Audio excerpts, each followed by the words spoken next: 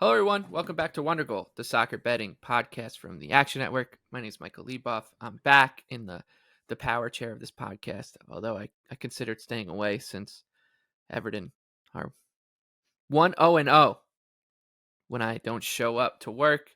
But joining me, as always, and thank you guys for steering the ship last week, BJ Cunningham and Anthony DeBundo. But before I bring those two gentlemen in, as we navigate another weekend of Premier League soccer, then we'll touch some Bundesliga. We'll discuss Ligue 1, Serie A, La Liga, give out our three-leg underdog parlay and our best bets in the Premier League. But before we get up to all of that, a reminder that Wondergoal is proudly presented by Bet365. And Bet365 doesn't do ordinary. It believes that every sport should be epic. Every tournament, every game, every point, every play, from the moments that are legendary to the ones that fly under the radar. See for yourself when you sign up today with promo code ACTION, and you'll get $365 in bonus bets when you bet just $1. Whatever the sport, whatever the moment, it's never ordinary at Bet365. 21 or older only. You must be present in Colorado, Iowa, Kentucky, New Jersey, Ohio, or Virginia. And if you or someone you know has a gambling problem and wants help, please call 1-800-GAMBLER in Colorado, Kentucky, New Jersey, Ohio, and Virginia, or 1-800-BETS-OFF in Iowa. Terms and conditions apply. BJ, Anthony, another podcast derby for us here. As Anthony's Liverpool takes on Anthony's Spurs. We'll start there. It's a 12:30 p.m. kickoff Eastern time. Definitely the headliner of what is a pretty strange Premier League slate, I would say. Spurs at home, they are the underdog, plus 190. Liverpool plus 110, and the draw is 3-1. The James Maddison watch begins. I think all three of us are going to be on the same side here, as long as we get the injury news we want. Isn't that right, BJ? That is right. Tottenham really shouldn't be a home dog here against Liverpool if James Maddison plays. He is as key as anybody really is right now early on in this Premier League season to his individual team because of what he means for Tottenham and their build-up play. Like, he is the one who is creating everything in the middle of the pitch, connecting from their 2-3-5. He's the one that's coming back, receiving the ball, and really just breaking teams down. I mean, leads them in basically every single offensive category that you can think of, from progressive passes to shot creating actions to passes into the penalty area. James Maddison has been everything to them. He's their free kick taker. Like, he is so important to what Tottenham wants to do right now. The flip side of that is Liverpool just isn't really pressing anymore. And I think that's kind of like a storyline that's getting lost, is that we've talked about how Liverpool is kind of lost their ability to be this high pressing giant. Well, if you watch their matches, they've kind of just been sitting off and setting these pressing traps. They haven't really tried to go up and press high because Klopp knows that the usual lineup he wants to play doesn't have a ball stopper in the middle of the pitch. And that has really hampered Liverpool. And they've basically gone with the approach that they're just going to outscore teams. And it's worked so far. And, it's the funny Liverpool cycle of, it's just like every single match, they concede early, they play like crap for a little while, they finally find their footing into the match, and then they end up winning 3-1, outscoring their opponents. But now I could say, this is the best offense they've played so far this season. Like, they have not played an elite build-up team, which I would consider Tottenham getting to that point. Now, Tottenham, I think, did struggle with Arsenal's man-to-man pressing for large stretches of the North London derby. But once Maddison and Son started dropping a little deeper and helping those guys out, they did start to play a little bit better and started to evade Arsenal's press. But Liverpool's not going to do that to them. Liverpool's outside the top 10 in build-up completion percentage allowed and high turnovers. So I think Tottenham's going to be able to build up with pretty relative ease if James Maddison is in the lineup. I do make Tottenham a slight home favorite here. Just basically pretty close to dead on to pick them. So if Maddison is playing, get Tottenham at plus a half, minus 135 or better. That's definitely good enough for me. And I know you're going to be on the money line, Michael. I definitely do show value on the money line as well. I'm just not as courageous as you, per usual. Yeah, I think it's a classic situation of it's 50-50 if he's going to play. That's what it feels like right now. Yep. And if he does come into the lineup, this number is going to go in one direction. It's going to come down on Tottenham. So I think I'm going to play it before the news comes out and hope to get better than 2-1 here. Because even if he doesn't play, I just think that there's always going to be enough mistakes in Liverpool against teams like Tottenham who will press you and are frenetic, and they have guys that when they do turn the ball over, and if you do make a mistake, they'll punish you. So I actually think even before the Maddison news that I'll take a shot on Tottenham and take a little bit of a risk that if he doesn't play, I'll lose some CLV because maybe the price goes up a little bit. But it feels like it's being priced like he's not. Like bookmakers are just putting out a decent enough price for people like me, because if he does come in, it's going to go in one direction, and I don't think it's going to grow all that much if Maddison does sit. So yeah, I'll take it. I'm going to play it before the news. We should also mention that Tottenham has a pretty significant rest advantage here.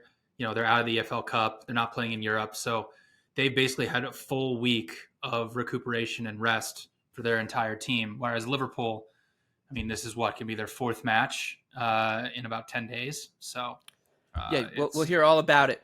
I'm sure after the match from Anthony's boy. And Klopp isn't really rotating, by the way. Like he's still even though like Szoboszlai, he was on the bench today, but he obviously came off the bench and played. So it's and even up front, like Salah's playing every single match. Like I don't know. They have to be some tired legs in that Liverpool team. What do you think, Anthony? Well, BJ and I survived Derby week. We almost came to virtual blows last week over the performance of Arsenal and Tottenham. A good result for Spurs, a fair one, I think, in the end. BJ, would you agree? Yes, I would agree. Yes, Arsenal did not exploit Spurs in a way that I think Liverpool may do on Saturday. And that is my concern. Arsenal did basically nothing with the ball. The only chances they created came from direct errors from Spurs, passing them the ball or giving it away high. And like you said, Arsenal and Liverpool have kind of flipped, where Arsenal is now the better pressing team. They're better out of possession.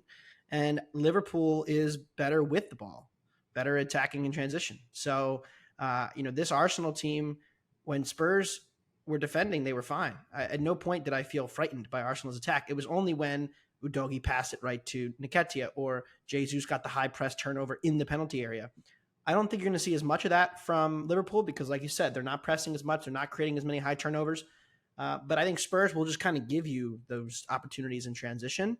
And I think Liverpool is right now the best transition team in the world in terms of quick strike stuff. And so I think this is going to be a real test for Ange in a way that maybe even Arsenal wasn't. Now, from a number perspective, I agree. I have Liverpool as the second best team in the league, and I still can't get to them being this big of a road favorite at Tottenham. Tottenham has taken some money. This was as low as plus 105, plus 110. It's come down to, like 115, 120 now. But I think when you look at the matchup, that scares me. But again, if Maddison's in, I think Tottenham is more than live here. Like Liverpool has still not defended this season. And we talked about this last week before the West Ham match. We were like, look, this team is, fourth or fifth in non-penalty XG allowed, but like all of the other passing data and ball progression stuff says they're like a league average defense, which I think they are. So one fun way to play this, both teams to score first half. That's been like the most profitable bet in the world in the English Premier League for the last couple of years because these teams have been so tilted toward attack, and Liverpool especially. The number's not great, plus 210, 220s out there.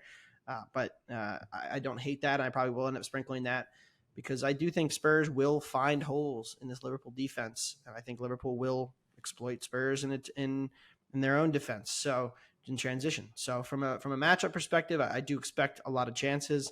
Spurs have been so cursed against Liverpool. If you just go back through the history, like if we take all of our voodoo and use it against City and then we never get a result against Liverpool. But I do like Spurs here and we'll be betting them if we get some good injury news as well. So I'll make it 3 for 3 on tip top Tottenham, and the lads are hanging in there, I'll say. All right, let's talk about Aston Villa and Brighton next. This one is at Villa Park. Villa's plus 145, Brighton plus 160, and the draw is plus 275. These odds are from our friends at Bet365, as are all the odds that I will reference. for these matches. I'm kind of lukewarm here, but I will lean towards Brighton. I just think that the Premier League has set up in a way that there's City at the top. Anthony says Liverpool is the second best team. I think, but I think they're probably the team that's played the best so far of a chasing pack for City. That includes Brighton, Spurs, Arsenal, Newcastle.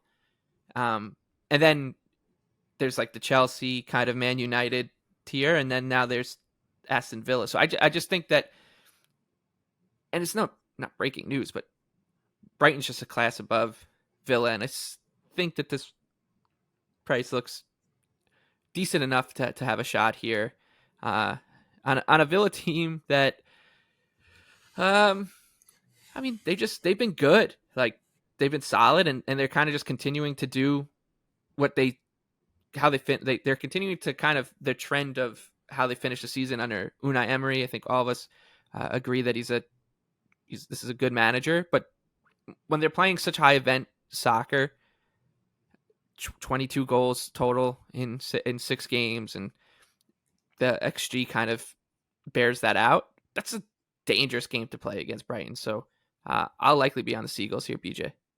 I will be too. And I think this is a situation where Aston Villa, I wouldn't consider Chelsea an elite high pressing team at this juncture. Maybe they'll get to there at some point. But really, they've played 2 elite high pressing teams so far. And it's been Newcastle, and you could even make a case for Liverpool, which they did struggle building out against Liverpool. I know we just talked about how they've kind of sat back off a little bit, but in those 2 matches, I mean, Aston Villa really, really struggled playing out of the back. And that's what they're going to do. Unai Emery only wants them to play at the back. He does not want them to play the ball long. Brighton so far this season, 3rd in pass per defensive action, 2nd in build-up completion percentage allowed. Even today against Chelsea, I mean, Brighton allowed a 77% build-up completion percentage. That's very, very low in terms of the hierarchy of build-up completion percentages. Aston Villa, I didn't think they were that good against Chelsea. Like, they won 1-0. They really did nothing up until the red card, 0.25 XG before the Gusto red card. And then after that, obviously playing up a man, they were able to create. But Chelsea, what they consistently did time and time again, and where Brighton can absolutely rip them apart, is Unai Emery. He loves to condense that space in between the lines, not let you play for the middle of the pitch, but he's playing a high line. So Chelsea was time and time again making runs off the back line, getting the ball in behind, but Chelsea's just not good enough of a finishing team or really connecting that ball into the box. If you play a high line against like Matoma, Ferguson, March, and all the attackers that Brighton has, that's an extremely dangerous game to play. And that's the game that Aston Villa is going to try to play here, especially at home. And the flip side of it, if you're not going to play that high line and you're going to play a low block against Brighton and you're not used to playing a low block, they will absolutely destroy you. They have the 2nd best final third to box entry conversion rate in the Premier League. Usually the top end of that metric is reserved for teams that are primarily playing in transition, like the Brentfords of the world, where they don't get a lot of final third entries. So a lot of their final third entries are going from transitional opportunities into the box. I mean, Brighton controls a ton of possession and has a ton of final third entries. So I think this is a really, really bad tactical matchup for Aston Villa. I think they're going to turn the ball over consistently in their own final third. So I like Brighton here. Draw no bet at plus 100. I do make Brighton a road favorite around plus 140. So back on the Seagulls. Feels good. It does. It feels good. Yeah. Last week, Brighton rotated. And I felt like I made maybe the sharpest bet of the year with Bournemouth plus 1.5. BJ disagrees. Stop it. But then Matoma comes on at half, and it's like, all right, flip the switch. Let's start cooking, baby. And it was instantly dead. So that just shows you kind of what a difference he can make. Diaby has been really interesting so far for Villa. His numbers haven't really like popped early on. This is the kind of game where if he's going to do something, they need him, because Leon Bailey went out with a hamstring injury today in the Carabao Cup. It seems like he's going to miss some time. And he, with the injuries already that they've had to Buendia, like they're down to like Zaniolo, and a lot of their creativity around Watkins is teetering at the moment. So I'll be interested to see how that looks. But yeah, I mean, from a high line perspective, playing this high line, like, it didn't work against Chelsea. I don't care what the final result said. If you watch the game over and over again, Chelsea were in behind. They had a goal disallowed for offside. Then they had, Jackson, who gets a one-on-one. Chilwell, after they were down a man, got a one-on-one. Sterling had a one-on-one.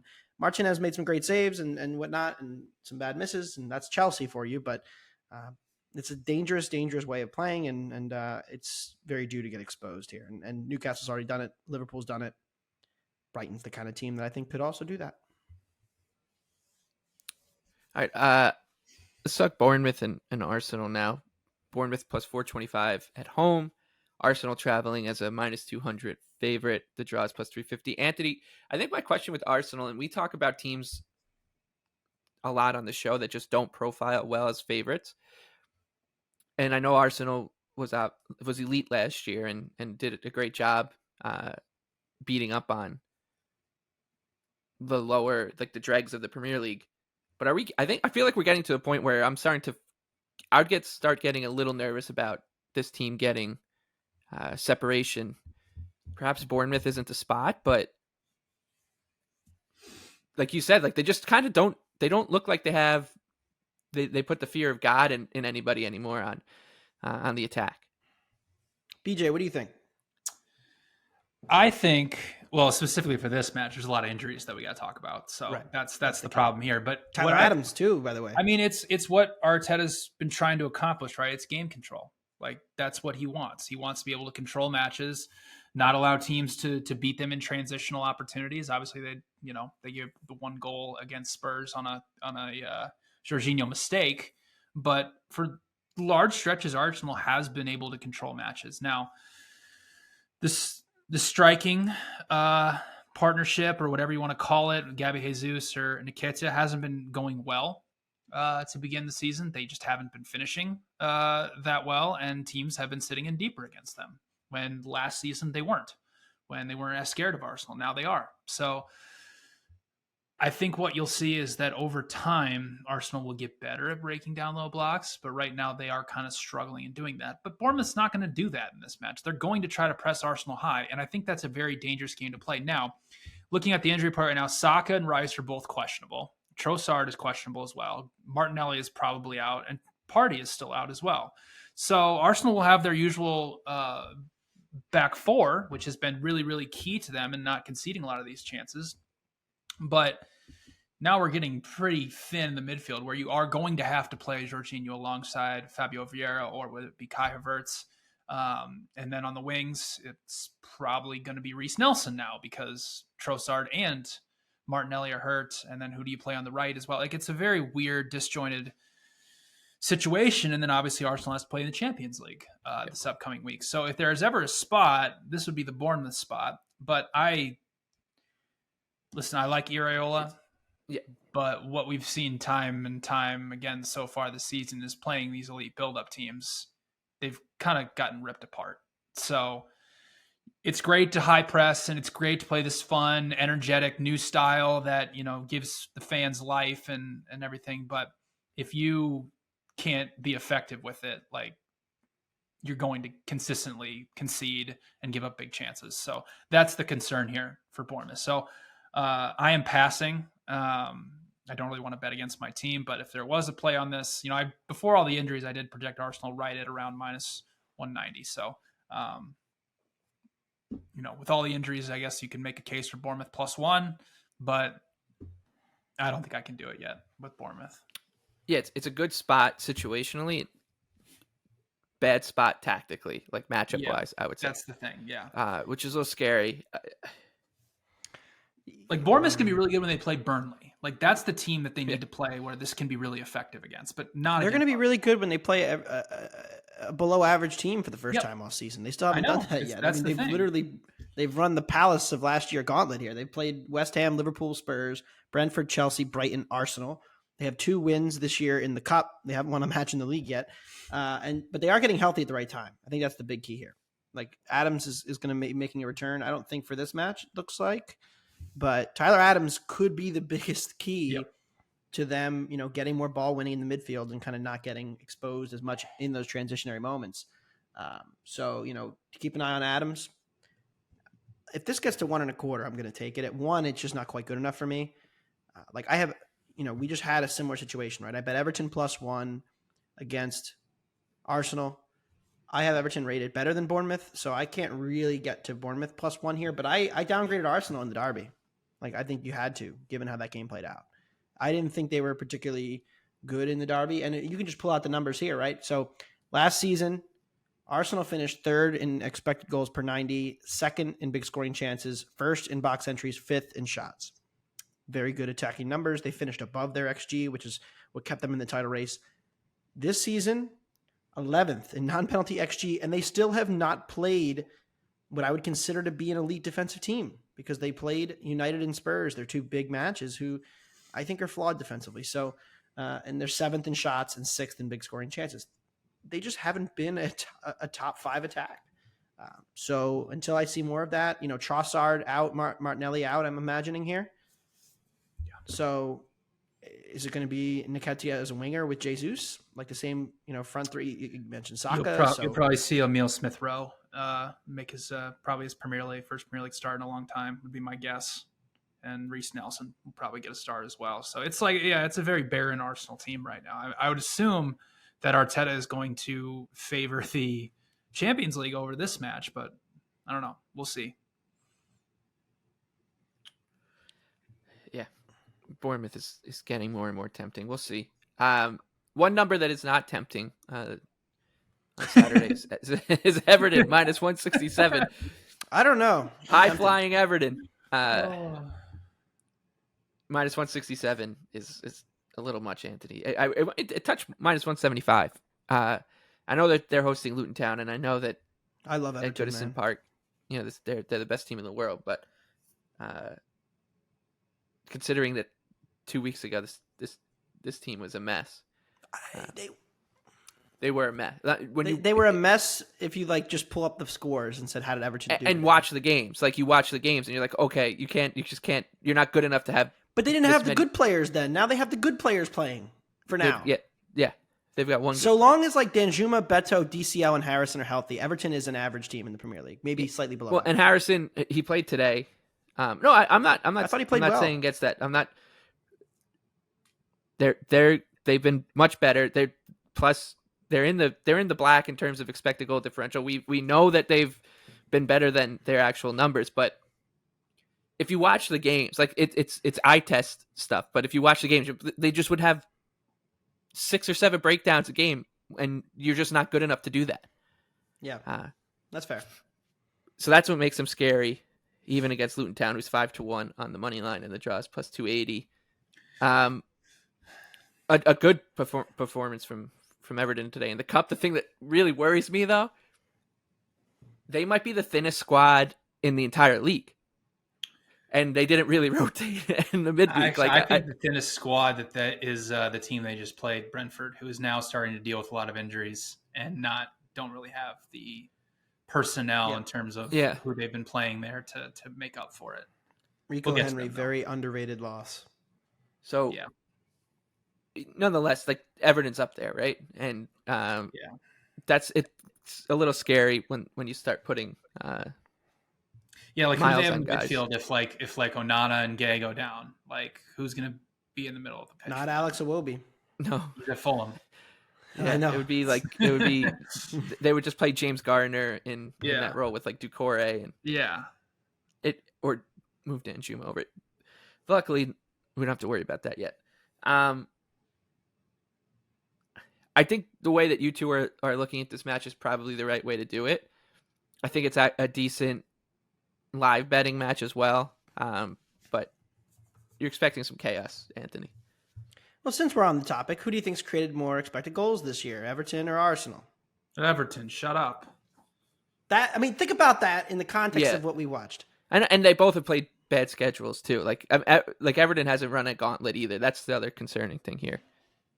Well, they're not exactly. It's the easiest fixture of the season on paper. I know. No, I'm just saying. I actually lean toward Everton here. We have an underdog bias on this show, but I think if you truly think that Everton is improved with what they have on the pitch this weekend, I'm not talking about whole season when, yes, the lack of depth is a real problem.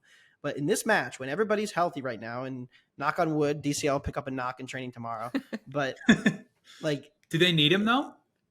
That's a good point. He didn't. I think he's still good to have. I think when you want to cross like Dice does, it's effective. I think that's the point, though. I think if I have to bet this, I'm laying the goal with Everton. I know it sounds crazy, but there's a huge gap between them and like Fulham, who just laid a goal. For me, defensively, Everton better, attack wise, given the talent now coming in, much better than Fulham. So if, I was saying like no bet for me because I think the line's right with Fulham laying 3/4 of a goal. And I think Everton's considerably better than Fulham and did so on opening day. Like, how am I not now also going to lay the goal here? So it's Everton or nothing for me, for sure. And I do think both teams' scores a little bit cheap because like Everton is still flawed defensively.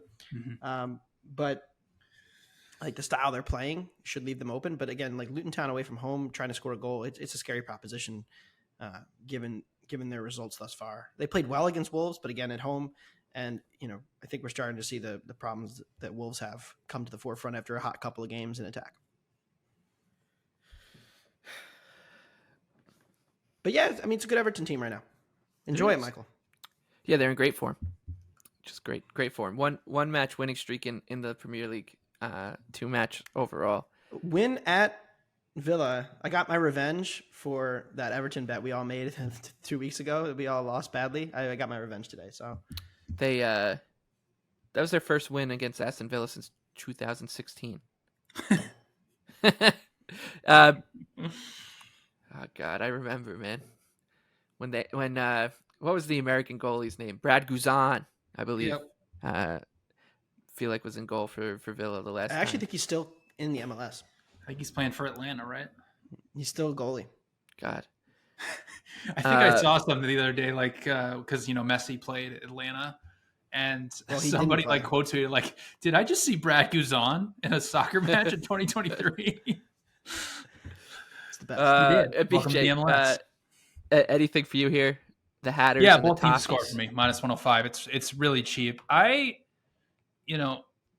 keep rewatching all the Luton Town matches just because I feel like I know nothing about them, like every single time I watch. But like I've been encouraged by when they've had to play these middle of the table type teams. I mean, they've created over 1 expected goal in all 3 of their matches against West Ham, Fulham, and Wolves. Now, granted, they were up a red card for a lot of the time against Wolves at home. But what Luton Town is very clear what they're trying to do is they are trying to get the ball out wide and swing in crosses. Like that's basically the only way they've created chances. But they have completed the second most crosses per 90 of anybody in the Premier League. And that is something that Everton has struggled with early on in the season, defending in wide areas. And for me, this is really a game state bet because these 2 teams, what do they actually want to do? Luton Town does want to press high. They want to try to cause chaos, but they know they can't because they are very, very open defensively if they try to do that. So that's why they've been sitting so deep in these low blocks. Everton, obviously, Sean Dyche wants them to press high. So once that first goal goes in, either team is going to try to press high, which is going to create a lot of open space, a lot of transitional moments either way. Luton Town obviously hasn't been good defensively. They're the centerpiece of their defense. I mean, I don't know if Tom Locklear, I don't know if he's a great defender, but he's been in the middle of their defense for a long time. He's questionable to play in this match. So, and I mean, Luton Backup's not usually better. Yeah, and Luton Town did just lose to Exeter City in the EFL Cup, although they did rotate a lot of guys in that match. So, both teams scored at -105. Everton's conceded over an expected goal in every single match this season, so it's just too cheap at -105 for me. United and Palace playing for the second time in 5 days. The Red Devils, they're back, baby. They eke one out against Burnley. They beat Palace in the EFL Cup, and look out. They're -175 at home, Palace +450, and the draw is +320. I bet on United against Bayern, and I thought that was the right thing to do. But when you basically flip the line and you have United as the team laying this kind of wood against a solid team, a team that also doesn't profile well as a team you want to bet against with Manchester United, I'm going to take that and run with it every time. So, man, it's good to have Roy Hodgson back in my pocket. I feel really good about this one at as high as 5-1 on the money line I've seen. So I'm on Palace. Anthony. I thought it was really interesting because, they put out the lineups for the game on Tuesday, and Palace rotated everybody. United played like 4 starters. It was not a real game. But I was curious. I was like, well, if United does beat the hell out of them, which I think they might, will the market move toward United at all. Not one dime. Like nothing. Which is kind of shocking considering that was like United's probably their best performance so far this by season. far. But again, like the Palace backups. Casemiro looked good when he's playing against Palace's B squad. Yeah. Exactly, yeah. And so on one hand, you could say, well, what did we learn about United in that match? Well, they got a little healthier, sort of. Amrabat made his debut. Mount was back. And I tweeted this during the game, and I think this is true. Like, with United playing Amrabat and Mount, that is probably their best midfield with Casemiro and Fernandes in the mix too. I think that's their best three, and then play Fernandes out wide because they don't have Antony right now, and he might be bad anyway. And then Rashford and Højlund, like that's probably their best six. I don't know that Ten Hag will do that on Saturday. Also, defensively, they're still a mess with injuries. They have Varane back. He also came back in the team, but again, it was like a makeshift back line. Luke Shaw remains out. Wan-Bissaka's still out. So like there are real Martinez still out. So there are real like red flags here. The performance against Burnley was not good. They were outplayed for large stretches of that match. Yep. Bruno had a nice moment of class to win it, but like if you had Burnley plus a half, you were on the right side there. And now it's like, okay, what is United as currently constructed? Because I think we're going to get to a point where United's going to become a bet on. But again, we're still not there yet. I didn't quite feel it with Bayern because of the injuries. They're starting to get there. I'm waiting for the right spot. This is still a spot to play against because I don't trust the defense enough. So Rashford has been poor to start the season. I think that's gone under discussed. Like how incredibly good he was last year carrying this team. The fact that he hasn't been as good this year and how much they now have kind of just been a mediocre attack is a concern. And so, we'll talk more about Mount and Amrabat as we get into more matches and I get to see this work a little bit. But I'm encouraged by that long term. But in short term, I'm still out on United. And so, yep, me the Eagles +1 for me. Palace, we bet them last week as a favorite. Just classic. Just nothing. Nothing happened in the game. 0.3 XG against 0.64. They had one good chance the whole match. Like, come on. Yeah, and it was our fault. We laid 110 with Palace. But I'm still believing. I thought as they played well, even though they got nothing out of it. So I'm going to go with the Eagles catching a goal on the road in the rematch.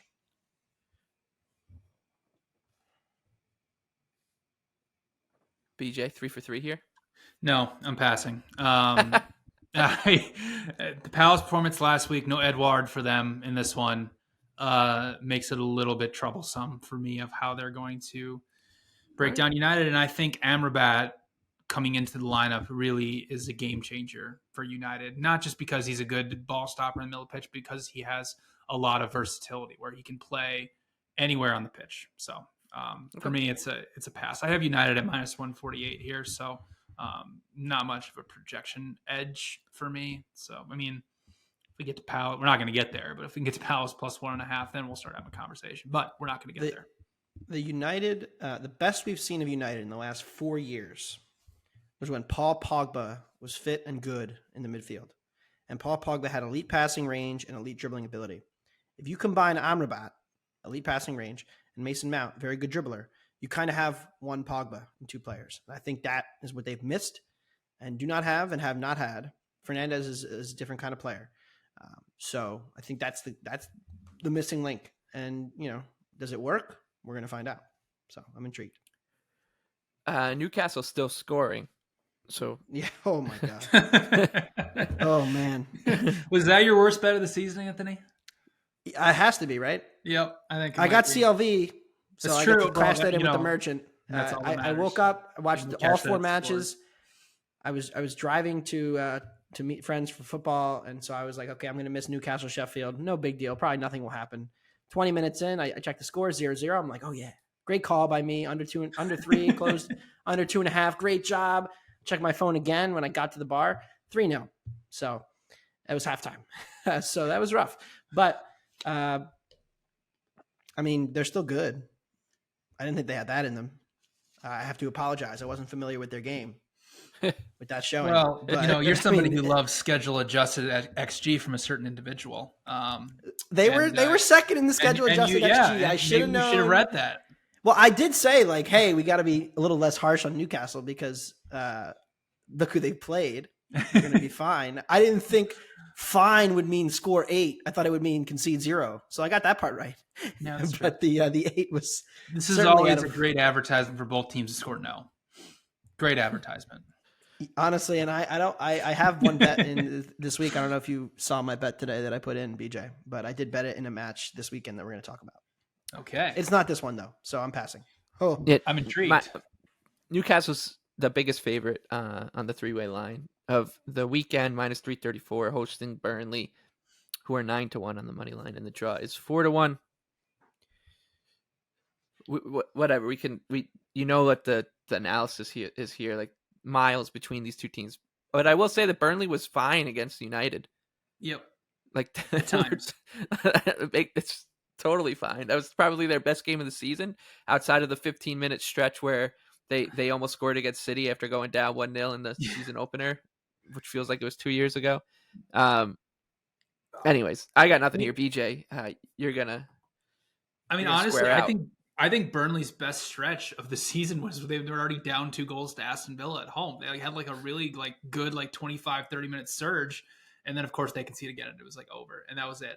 I think that was their best. But here, I don't know, BJ. Did you see how good Sheffield looked after they were down 8-0 on Sunday? They played really well those last. They played really well those last 5 Sheffield's minutes. Best performance was against Everton. Clearly, I mean, but no, from a spot perspective, it's not great for Newcastle. I'll say that.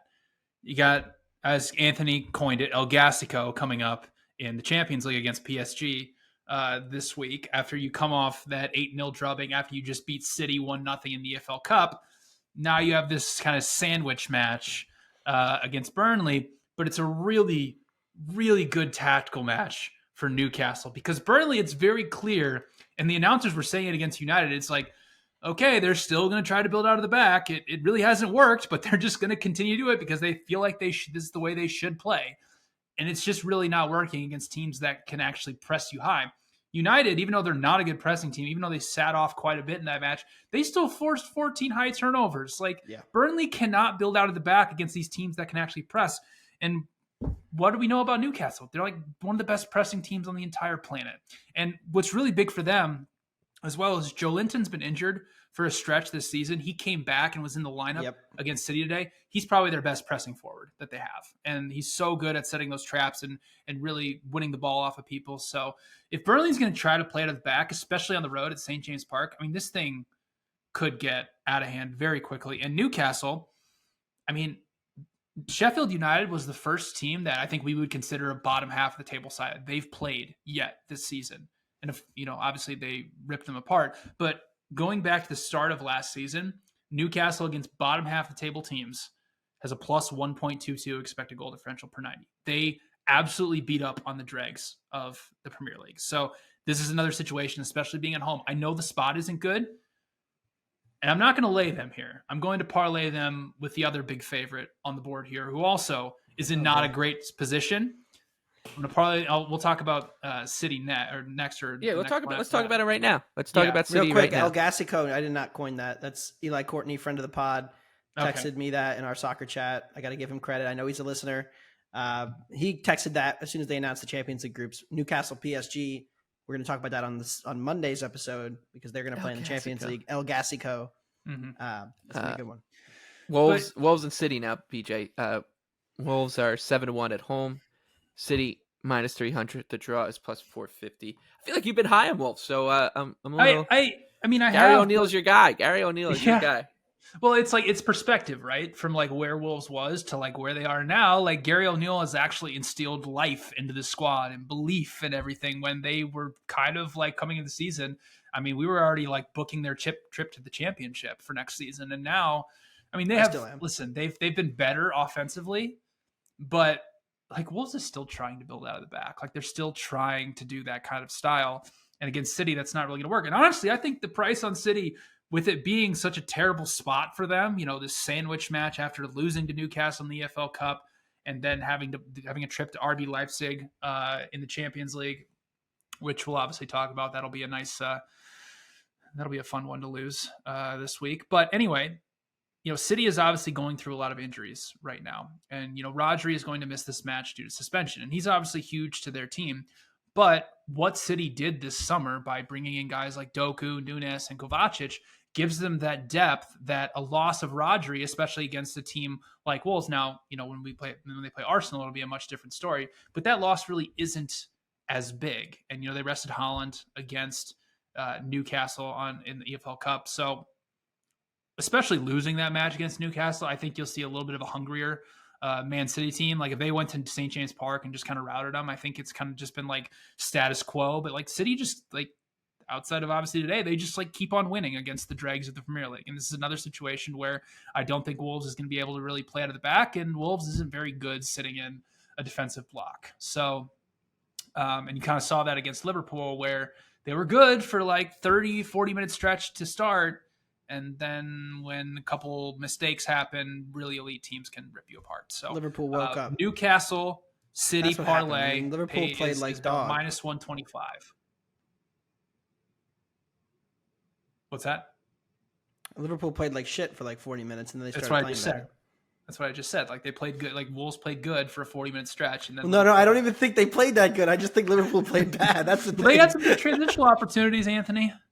I rewatched the first half because I woke up. I bet the team total over. Woke up, saw it was a winner, and said, "All right, I'm going back to bed." And woke up at halftime. Rewatched the first half because I was like, "What the hell happened here?" And yeah, I just thought Liverpool's. I mean, Klopp, my boy, even said it himself. Yeah. So minus 125, City, Newcastle parlay. Oof. That's beautiful. I know. If you're a real sicko, this is literally the squarest thing I think I've done so far this year. Yeah, I was gonna say, I think in the 3 years of this podcast, that's probably this is definitely the squarest thing I've ever done. But that's okay. That's okay. Got to do it once in a while. Every once in a while, I think this is a spot to do it. Or you could do what Anthony's about to do. Yeah. If you're a real sicko, you bet the Wolves first half team total over. That's been the bet that I've been kind of having fun with these underdogs lately. Going against Barca, going against Real Madrid and losing, going against Liverpool, even betting Wolves to do it. I think at home, City without Rodri, yes, they have the depth to cover for it, but we don't know what that looks like because he has really barely missed any games over the last year. And so like Pep could come out extremely conservative and never let Wolves have the ball and we lose. But if there's any cracks, Wolves could maybe exploit it and you could throw a dart on it. But for me, this is probably going to be a pass. West Ham and Sheffield United coming in licking their wounds. The Hammers minus 200, hosting the Blades plus 550, and the draw. If you're a real sicko, we got to do it. Yeah, I think if you're a real sicko, I think you have to. You have to bet Sheffield United in this spot. You do. Yeah. You do. You just talked about Palace, like laying minus 110 with Palace. Laying minus 200 with West Ham is insane. Nuts. It's nuts.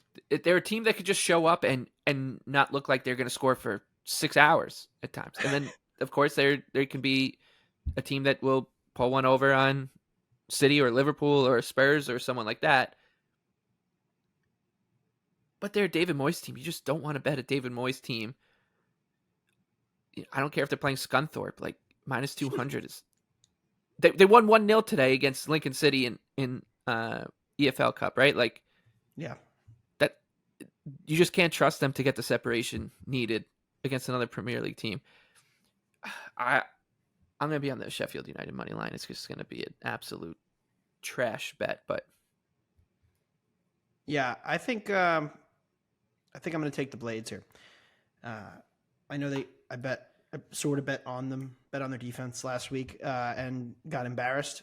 And I will do that again at some point this season. But I pulled up the data, just the last few teams that have lost by ridiculous margins. How'd they do the next week? Because there has to be some kind of response. These are professional athletes, professional players. It's early in the season, so it's not, we're cooked, we know it, there's no bounce back, dead cat, no bounce. This is, so last year, famously, Bournemouth lost 9-0 to Liverpool. What happened the next match? All three of us bet them against against Wolves, plus a half at home. I think Michael probably took the money line, ended 0-0, and they covered and conceded about one expected goal. Played well defensively. Wolves missed a couple chances, but it was a relatively even match. Southampton, they've had a couple famous ones under Hasenhüttl. They had the 9-0 defeat to Man United. They followed that up with a 2-1 loss to Man City. And the 9-0 defeat the year prior became a running bit. They followed it up conceding just 0.7 XG in a 2-1 loss to Newcastle. So, and they had goalkeeper problems. Remember, those teams were really rough there. So we've seen some type of response. And it goes in other leagues too. You can even look at, other leagues where teams get pounded in the first half or Gladbach made some real changes defensively and was able to defend Leipzig better last weekend. Like, teams don't just get pounded over and over and over again without a response. And this Sheffield has shown some competent level of defending. And I don't think West Ham's been a good defense at all. I think that's been underrated discussion point, that they have been pretty bad defensively. And so I think that they're vulnerable. I'm going to take the Blades. Oh boy. BJ, come on. Let's party. No, I'm definitely going to be on them because, it's a different situation here for West Ham, who honestly, they've played a lot of the top tier teams in the Premier League where they've been the ones sitting in low blocks and being very transitional. And when they have to be the ones with the onus to put a lot of possession together and to create all of these chances, it's a very weird, difficult situation. And West Ham's been playing a lot of soccer lately because of their Europa League duties as well. This is 5 matches in about 12 days for them. Like, they have to be gassed. They haven't really. David Moyes is kind of rotated, but also not really. Like, a lot of the regular starters played today against Lincoln City. So, yeah, from a price point, standpoint, I am showing value on Sheffield United. So, I only have West Ham at minus 142. So, like, the market clearly has just overreacted to one bad loss. And West Ham was not good against Liverpool or City. Like, they conceded well over 3 expected goals against both of those teams. So, I'll be on Sheffield United. It's a real sicko bet, but it's one you have to do if you're in this game. I think if you've been betting long enough, and if you've been bet, and not just soccer, but like if you are someone who bets regularly, and there's a pretty good chance that your first thought when you saw that score line last weekend was, Jesus Christ, I'm going to have to bet Sheffield United next weekend. Because you just know that the market's going to overreact to it. Yeah. That's how you know you're a true Wondergoal listener. Yeah. Yeah. All right. Well, that'll be fun. Forest and Brentford next. This one is pretty much a pick-em with Forest at home. Slight home underdog, plus 175 on the 3-way line. Brentford plus 170, the draw plus 210. I got nothing here. For me, it was the easiest pass on the board. Anthony. Same. Yep. Is there a team I'm ever more wrong on than Forest? Every time I think that they might be good, they're bad. Every time I think they're bad, they're good. I can't get a read on them. It's been like 2 years now. Steve Cooper is bad, but the team is okay. That's what you said about Ange, and I was right about Ange, and now you said Steve's put together a couple good results here. BJ's been calling me out for my waffling, so I'm trying to be better with my stern takes. I was never freaking takes, man. I was never anti-Ange. I was Ange neutral. You were crushed when they didn't bring back Pochettino. Well, yeah, I did want him. And look at the job he's done at Chelsea. He's got them creating XG left and right. Yeah. One thing I will say about Brentford, though, is they are dealing with a lot of injuries, like we mentioned off the top there. Like, no Rico Henry, Ben Mee, Kevin Schade, and obviously Ivan Toney's been out for a while here. But, like, I think there is a world where, because it looks like, especially, someone like Henry is going to be out pretty much the entire season. There is a world where hopefully, Brentford's going to be kind of a wait and see type of team for a while here, because the market has just kind of gotten drunk and fell in love with them, where they may get downgraded after a couple bad results here because of all these injuries, and we may be able to get better prices on them as we get deeper in the season. So if you're somebody who wants to bet on our Bs, just hang low for a couple weeks. We might go through some bad results, but we'll be back, and hopefully the market will give us good prices. Don't we have United next week? Yeah. I'm wearing our jersey today to inspire some better performances. Yeah, we got. We have to bet that one. But hopefully the market will stop being drunk with love for Brentford, and we can get some decent prices on them. And it's a weird situation because it's the only match on Sunday. Yeah. So as people are looking to load up on NFL, like in their perusing Premier League matches to bet. Don't worry, Michael. NFL starts 9:30 a.m. Eastern this week. We got your London game. Oh, God. Right down the road in North London. Is that why they're only playing one Sunday That's match? probably why. I bet it's a factor, although it's just mostly a non-European week, I think. Yeah, and next week is. Anyways, Fulham and Chelsea are Monday Night Football. Fulham's plus 250 at home. Chelsea makes a trip across London, plus 105. The draw, plus 250. I like Chelsea here. This has got to be the spot. See, I did, Michael. I did when I wrote down everything, and I don't think I do anymore. Okay. I'll be flat honest. I think that who's going to score? That's my point. If you watch their Aston Villa match, they don't have anybody who can score. Like that's Nico like, Jackson. We can talk about XG. Nico Jackson can score. He's good, but he's out. He's suspended. But he's not a true striker, Anthony. He never was coming into this. I think that's debatable. He was playing on the left for Villarreal, and that was his first season in one of Europe's top 5 leagues. Like he wasn't playing as a true striker for them. So throwing him into a situation where he wasn't really meant to play there, I think is bad on Chelsea's part because they spent $1 billion in 3 transfer windows, and none of that money has been spent on a striker. And they have one, but he's on loan at Roma and scoring a bunch of goals right now. So we said that preseason, keep Lukaku. Nope. Yeah, and here's the real problem: is like a lot of the data will tell you that Chelsea is. A lot of the ball progression numbers, expected threat, all this stuff is saying like, hey, they're in around the box, like they're creating all these chances. They can't score, but they don't have a finisher. Like it's a different story if we have a team who has like a proven striker and they just go through a slump. But we have a team who for now 2 years now hasn't had a true striker on their roster who can actually finish in front of net. I mean, who are they going to play up top? Is it going to be Raheem Sterling? Like I'm not really sure who's actually going to play up top for them in this match. And they're going to have to play, which Anthony I know has mentioned a couple of times, but an improved Fulham defense. Like I know that they overperformed a ton last season, but they've been better this season, like than they have been throughout all of last year. The past few games. They've had a couple of games. They were mess originally, but they were like they gave up 7 shots to City. They held Palace to 0.3 XG at home. Like those are kind of impressive. Why can't Broja start up top? Yeah, I think he's still hurt. Yeah, but They get in and I get the concerns. I get the concerns. It's just right. Well, they create too much that it looks so disjointed once they get this ball. Like then they try to send it across. Like every cross gets blocked for a corner, or it just doesn't find a guy on the end of it. Like it's just. And really, what it comes down to for me is Chelsea. Somebody mentioned this on Twitter, and I thought it was a great point that. Chelsea's buzzword that they always use is project. Like, we're really excited about this project. This is a long-term project. Really what it is it's an experiment. Like, what they are trying to do is just buy up the best available potential that's on the market rather than somebody who actually fits what they're doing with their system.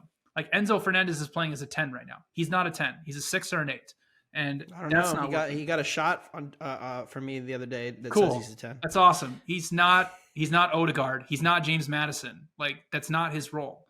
You obviously now they're not going to have a right back for this match because Gusto's suspended and Reece James is hurt. They're playing Colwell as a left back because Pochettino doesn't trust Chilwell as a defensive option. Like there's so many square pegs and round holes with this Chelsea squad right now that they still are trying to figure out. So my numbers aren't telling me to play this, but I'm taking under 2.5 goals at -110. I don't know how Fulham really scores here. They don't really have many scoring options going forward. Chelsea's been okay defensively, but I don't know how Chelsea is going to consistently score goals, especially in this match. So under 2.5 for me. I've been so afraid to bet a Chelsea under, just like whatnot. I know it's going to happen. I know they're going to score. Yeah, they'll score 3 goals. That's what happens. 4 shots. But I agree. I like both teams to score no here, +115. Yes. Because if and this could play out in a couple different ways. If we're going to do the same freaking song and dance again, where Chelsea just, gets a bunch of half chances and doesn't finish any of them, doesn't really look like scoring. Fulham's defense, again, I think this is out of necessity. I think Marco Silva's not an idiot. I think he can see the writing on the wall, which is, oh shit, we don't have Alexander Mitrovic anymore. We cannot be as open as we've been. We must adjust, and they have, and they've been marginally better defensively. And also, Paulini came back into the team, which certainly helps. Yep.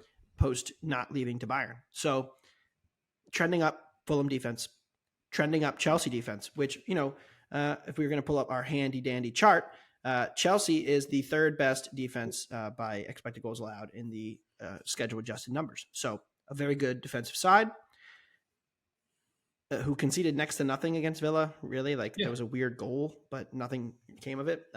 Defended very well against Brighton in the League Cup, and that was a half rotated Brighton, but they still have a good attacking group. So I think in this matchup, I like under 2.5, but I also like both teams to score no, because I think that Fulham gets blanked here. I think you could look at a Fulham team total under. I think that you just bet against things happening here. And if Chelsea does have the explosion and wins this 3-0, at least I'll have that PTTS no to fall back on, because I would be sick to my stomach for not betting Chelsea here. If they had Jackson, I would bet the plus 105, but they don't, so I'm not. Broja time. Why not? If 11-1 on 0-0 exact score. So that's an option. If you want to lean into the bit. Yeah, exactly. Nothing for us in La Liga, but Bundesliga. Leipzig time. Taking on Bayern. Anthony. Yeah, well, I'll tell you what. It does not get much more difficult than the week Leipzig is about to encounter. So we are about to find out just how good they are. Because they have not only, we're going to talk about them now, we're going to talk about them on Monday's show. They host Bayern Munich on Saturday in the Top Spiel, and then they host Manchester City in the Champions League. I don't even know. I think it's Wednesday.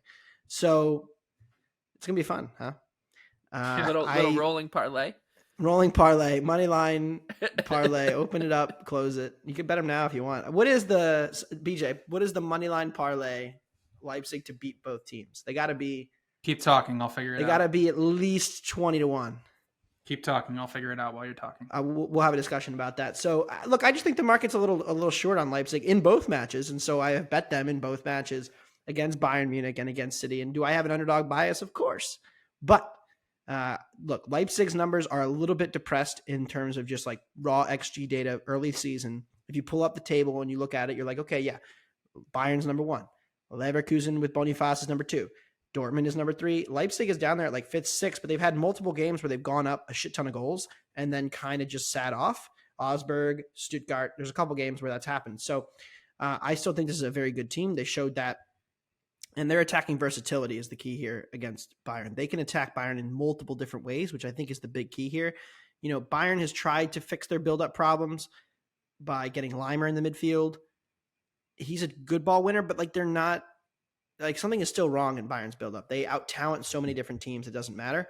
But you can still see the holes, and you saw it against Leverkusen, and I think you're going to see it in this spot on the road against Leipzig as well. So I'm going to take the plus 0.5. I think that Bayern should actually be plus money here, and they're not. So I'm going to take the Red Bulls to get a result. 15-1.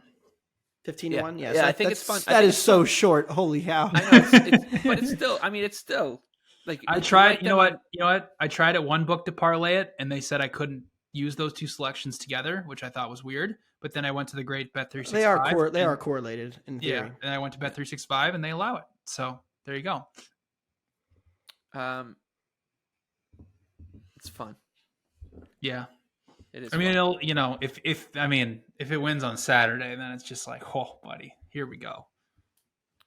We'll get to that. So yeah, I'll be on the Leipzig money line against Bayern. Might throw them in a little round robin as well, cooking up something with maybe some college football dogs, some soccer dogs. BJ. You're gonna back the Bach. I am. I'm the only one on this podcast that actually believes in them this season, and I think this is the spot to finally back them. I really don't think they should be a road underdog to Bochum, who is awful. Like, they are so bad, and they've been bad for a long time now. And I think, Bach, they had some injuries to begin the season, and they've also had to play a very difficult schedule comparatively to most of the Bundesliga teams. They've already had to play Bayern, Leipzig, and Leverkusen, essentially the 3 best teams in the Bundesliga. And we're forgetting about their great performance against Darmstadt when they drew them 3-3 and they were up a man for like a half and created 4 expected goals. We're forgetting about... They were down 3-0 in the first half, BJ. About that performance. Heart. Heart. That's what tells me this team has heart. And also, they have their best player, Kone, coming back from injury. That's a huge thing for them, especially because he is an unbelievable ball stopper in the middle of the pitch. And if you look at Leipzig's metrics, even though they have played a very difficult schedule, offensively, they're 5th in expected threat. They've completed the 4th most crosses into the opponent's penalty area, 7th in final third entries, 8th in XG. Honestly, not that bad offensive numbers when Anthony's trying to tell us that they're literally the worst team in the Bundesliga. So I really don't think they should be road underdogs. Now, Bochum coming off the 7-0 loss to Bayern, I was kind of surprised the market still kind of liked them in this type of situation. And honestly, not that bad of a performance against Leipzig in their last match for Bach either. So Bach, draw no bet, plus 120, shouldn't be a road underdog against Bochum, who is probably the 3rd worst team in the Bundesliga. Right after Gladbach, yeah. They Kone coming back is big. They have had a ton of injuries, and that has played into the numbers. But they've also been in negative game states for a shit ton of their matches, and especially their 2 matches against the bad teams. Let's keep in mind, this Gladbach team was down 3-1 at half to Augsburg on the road and 3-0 to Darmstadt. Heart. And so look, credit them for fighting back, getting points, stealing points. They could have quit, Anthony. Like, if this was a pick'em, I would be betting Bochum. That's how low I am on this Gladbach team. Instead, I'm going to pass. We were talking about this in our Monday meeting, BJ and I was like, oh, if that's a pick'em, I'm betting Bochum. And then I was like, oh, I got to lay a quarter goal. Like, that's yeah. Crazy. So, and now you're like, I got to bet the Bach. I did not say that. I hope we do win a match eventually. Would be nice. All right, let's talk Serie. Anthony, what do you got? Yeah, so Victor Osimhen is still playing for Napoli, but let's talk about the defense, because through the early stages of the season, they've conceded a ton of goals and have dropped points in 3 of their matches, but their defense lost Kim Min-jae and has not fallen at all. And in fact, they've been better through the first 6-ish matches in Serie A. Dominated Udinese today. It is always scary with Osimhen, but I think what you could see in the second half here, if they get ahead, is some potential rotation, because they have Real Madrid in the Champions League. It is a weird spot for them with a midweek Serie A match, all the stuff that's happening behind the scenes. Lecce is a very good defensive team. BJ has talked about that a bunch. Mm-hmm. They have been one of the most profitable teams in all of Europe's top 5 leagues thus far this season, in part because their defense has been really, really good. So I think that's going to be a low-scoring kind of grinded out affair. Hopefully Osimhen only plays an hour instead of 90 minutes, because that would very much appreciate that as an underbetter, because he's extremely good. I like under 2.5, minus 115. And BJ. Probably the biggest match in Italy this weekend. AC Milan hosting Lazio. I do like Milan minus 125. Milan rotated a lot of guys today against Cagliari. They sat Leao, they sat Giroud, and they ended up winning 3-1 in a pretty impressive performance. And this Lazio team, they got their 2nd win of the season against Torino today, but they've been playing full lineups now for going on pretty much the entire season. There has to be a lot of tired legs in that Lazio side. And obviously this is just a simple projection edge for me, where I have Milan as a minus 146 favorite, a Lazio team that has obviously overperformed and is starting to see some of that negative aggression come to fruition this season. Really only convincingly, outside of the game against Torino today, has won the expected goals battle convincingly in just 1 match, and that is against Genoa, a newly promoted side. So going on the road here to AC Milan, both teams obviously have Champions League duties coming up, so there's no spot advantage for either team. So I like Milan as a short home favorite at minus 125.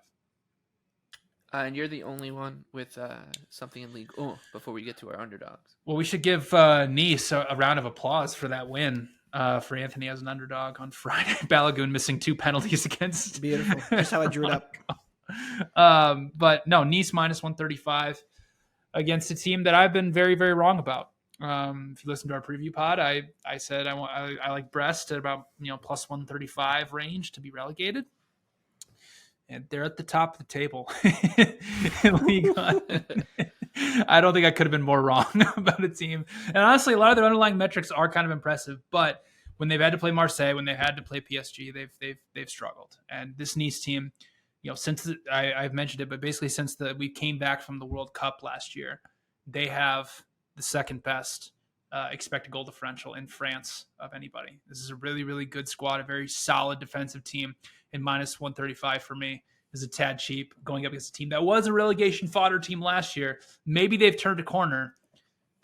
I don't think so going on the road here against Nice, who is not playing in Europe, so they don't have any of those type of responsibilities to deal with. The team that just keeps putting in good performances week after week. So I like Nice minus 135. Okay, onto our underdog parlay. This one's going to pop out at about 62-1. I missed last week. I know you guys put in Spurs for me. Should have won. Anthony. Yeah. What do you Yeah, got? we had a win and 2 draws last weekend. So Yeah, we're getting there. losses. We're getting there. Luton should have won too. Luton was the better side. I mean, Nice wasn't. So we were up a man. We should have won. I'm going to go with Strasbourg plus 230 on Friday. So they're at home. Look, I don't think there's a huge gap between these two teams. I think this should be closer to a pick'em. Lens has lost their 2 best players. We've talked about how bad they've been thus far this season. Their Champions League performance was kind of their one shining moment against Sevilla, where they outplayed Sevilla marginal, 1-1 road draw. That's about all they have to show for their season. And so I think they continue to be a bet against, and I think the market has not downgraded them enough. Their expected goal difference is right around average this year thus far. So is Strasbourg's. And Strasbourg had one really bad game against Nice. But again, we've seen how good Nice is, and so I'm not going to really downgrade them too much for that performance. And I think that this is certainly a bet-on team. So I'm going to buy them at home and back to the Vieira revolution. If they're a bet-on team, Manchester United remains a bet-against team, especially in a situation like this where they are a big favorite, minus 175 against Crystal Palace, who's a solid team. Tough to break down, tough to beat, well managed, well organized. Palace is 5-1 on the money line. These two teams just met on Tuesday in the EFL Cup. Palace played a B squad. They played like a B squad, and I'm hoping that this number actually gets a little bit bigger as people notice that result. But I think 5-1 to take on United, who have just look at their results. They're 3-0-3, win, draw, loss in the Premier League. Their 3 wins against Wolves, lucky win. Forest, they were down 2-0. And then Burnley, they split the expected goals. A call goes one way, a couple bounces go another way, and we could be talking about United having 1 win in the Premier League this season. So I'll continue to fade them, especially when I'm getting numbers like this dealt my way. 5-1 on Crystal Palace. They're my favorite underdog. This is maybe one of the sickest underdogs I've ever played, and I really don't know how this is going to go. Heidenheim plus 220 against Union Berlin in a look-ahead spot, obviously having a Champions League match. Heidenheim has conceded 14.8 expected goals in 5 matches.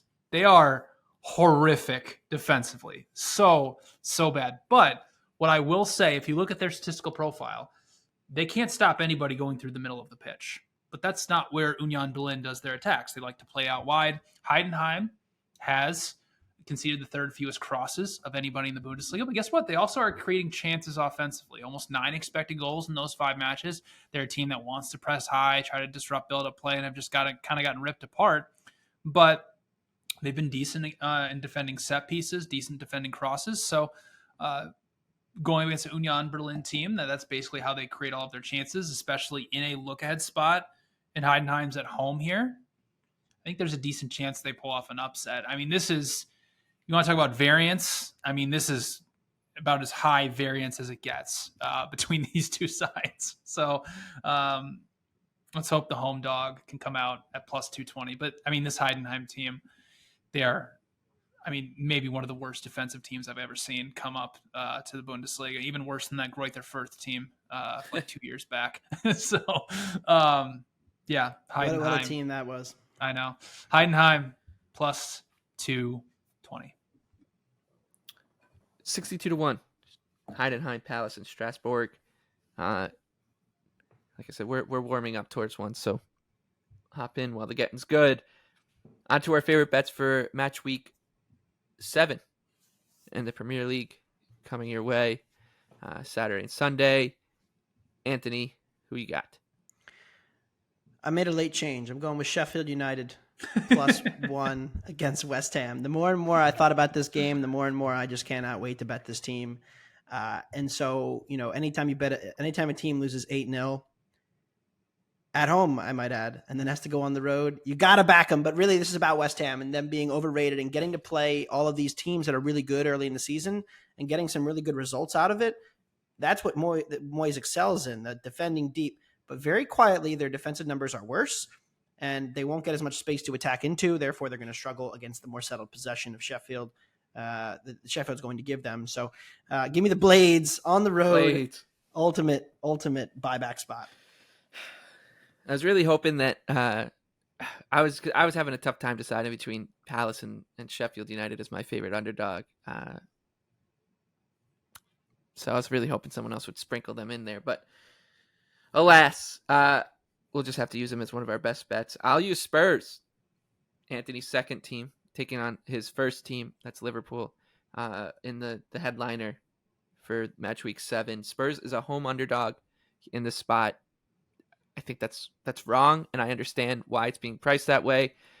James Maddison's status is up in the air, 50-50, you could say. And you could make the argument that he's been the most important player to any team this season in the Premier League. That said, I still like the number right now because I think it's being priced to a spot where if you're right if you're right about Maddison being in the lineup, this line should crash a bit. You'll get really good number on Spurs. I guess a Liverpool team that they should give some problems to defensively. Spurs has been playing at a frenetic pace under new manager Ange Postecoglou, and Liverpool has just been pedestrian defensively for 18 months now, 24 months now. So they should give the Reds all they can handle. Perhaps Liverpool can outscore those issues once again, but against a team that is creeping into that top 3, top 4 in the Premier League, I don't see it. I don't know if it's going to happen. Maybe Arsenal is just worse. Stop. It's a very real possibility from the North London derby that, in fact, the top 4 is still Newcastle, Brighton, Liverpool, and City. Spurs. Yeah. No, Spurs are a great bet here. Not, all three of us are on them. It's a good thought, but they're not. BJ.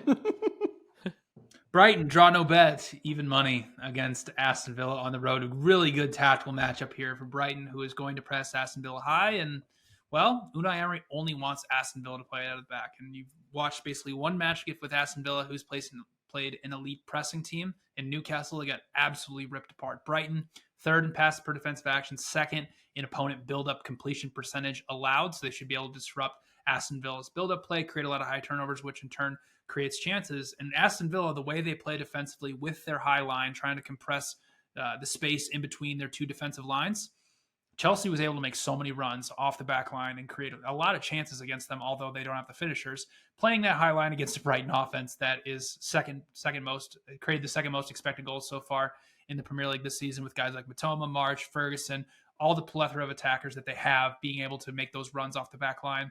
It's a really, really dangerous game to play for Aston Villa. So good tactical matchup here for Brighton. So I like them drawing a bet at even money. There you have it. Another week of soccer handicapping is in the book. We'll see you again on Monday morning, where we'll talk some more Champions League. The fixtures are piling up. They're piling up, and we'll be here for all of it. For BJ Cunningham, for Anthony DeBundo, and our sponsors, Bet365, I'm Michael Lieboff. Thank you for listening to Wondergoal. Please be sure to rate, review, subscribe, all that jazz. And while you're at it, you can also rate, review, subscribe the other Action Network podcast. Hey, line change. If you're into betting on hockey, we'll be coming back very soon as well. Go Flyers. Big year incoming. LGI. Big year incoming. LGI, baby. See you guys next time.